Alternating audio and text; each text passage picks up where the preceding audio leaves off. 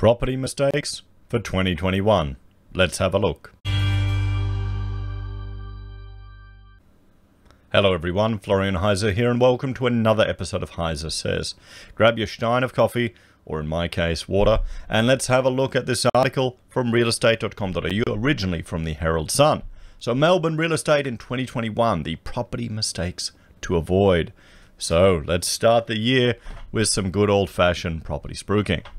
So, a rapid recovery and tough competition is expected in Melbourne's property market, but experts have warned against getting carried away in the action of the new year. Here are the top real estate mistakes to avoid in 2021. Okay. Don't underestimate the changing market. Realestate.com.au chief economist Nerida Conisbee said buyers and sellers should be wary of underestimating the strength of the market. The market is bouncing back very rapidly and people tend to look at it as a good thing, but it can also be quite stressful and can lead to rushed decisions, Ms. Conisbee said. I think buyers will find homes might be going for a lot more than we expect, but it's important to recognize that what you were able to pay 3 months ago in lockdown will be very different come January and February. She added that it was also a good time to take advantage of the power of a property sale process, an auction now that the market was strong. Okay, now we just looked previously today at another article about 2021 money fears for Australians and how up to a third of millennials are worried about paying their rent. What's that going to do to, and a quarter are worried about paying their rent and mortgage of all Australians. What's that going to do to the value of property? Are we going to start seeing, well, people having to sell? Or are they just going to keep kicking the can down the road? Are we just going to see more money pumped into the system one way or another? We get the candle-on effect and we get inflation happening. I mean, you've got to remember, property going up, housing going up, this is, realistically, this is an increase in our cost of living. You got it, because the higher property is, the more money that people have to stash away and save to try and get in. I mean, it does feel like this just constant rat race. So don't rush a purchase. Advantage Property Consulting Director Frank Valentik warned buyers not to get swept up in the emotion of a sale in order to avoid a rushed purchase. I mean, that's some very good advice. That's good advice just in general. That, the FOMO. People are afraid. People think property's going to go to the moon. People, need to get in. And they make a rush purchase. We were reading about people buying stuff sight unseen. How the hell can you even contemplate doing that? I don't understand. How is it even possible to buy something when you don't... are you just buying the land? But then wouldn't you want to know the area? Wouldn't you want to just drive around and have a look? I don't understand. And we're not talking, huge big companies here that don't give a damn, that are just buying for strategic reasons. We're talking about individuals, normal people. We're already seeing people get emotional, suffering FOMO and overpaying. Just be careful you don't let your heart rule your head, he said. He recommended buyers do their due diligence and suggested getting a buyer's advocate, friend, or a parent to help make the bids for you. Don't let frustration take over, he added. I have clients who are almost over the whole process, and I'm worried they're going to end up buying something that's not really what they want. You don't want to end up making a lemon purchase by buying in a cheaper suburb that doesn't suit your kids' schooling or your lifestyle, or buying a cheaper house you have to turn around and sell 2 years later. Don't wait to sell.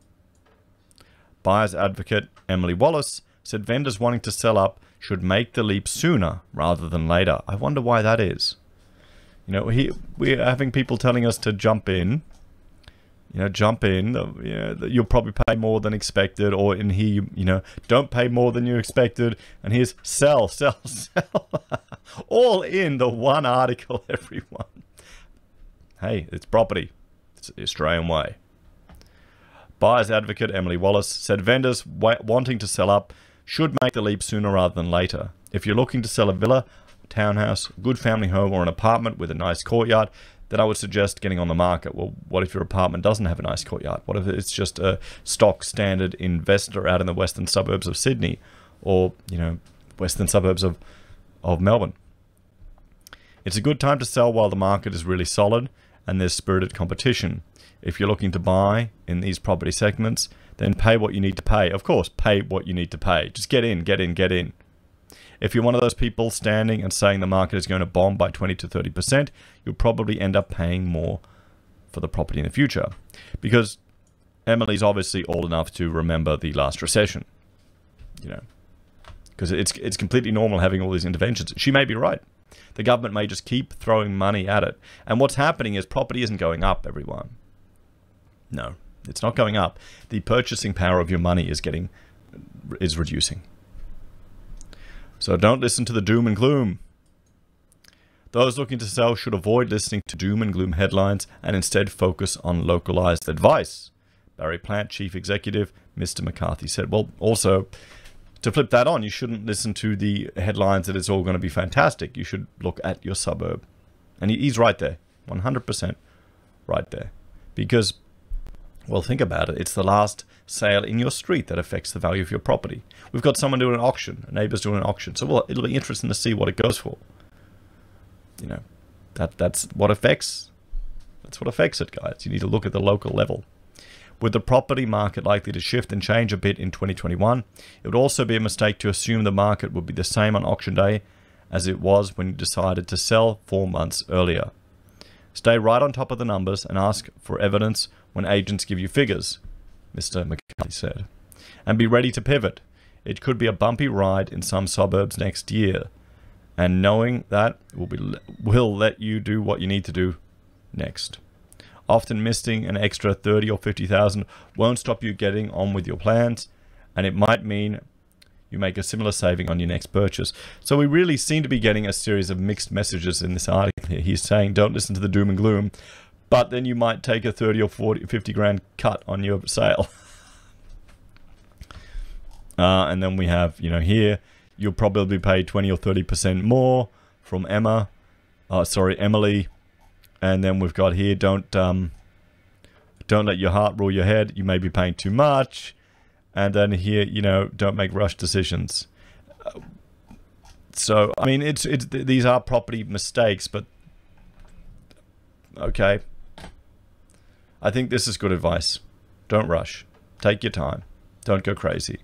You know, if you need to sell, sell. Same thing. See, she's saying don't wait to sell, which is you could often read as rushing, couldn't you?